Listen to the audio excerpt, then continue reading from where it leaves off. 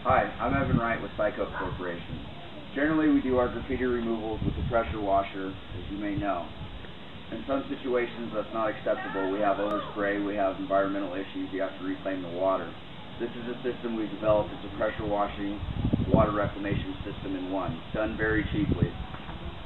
It took to a 3,500 PSI pressure washer with a home shop vac of 6.5 horsepower, 16 gallons. Now this pressure washer is turned down to about 400 PSI. We're going to give you a demonstration of it right now.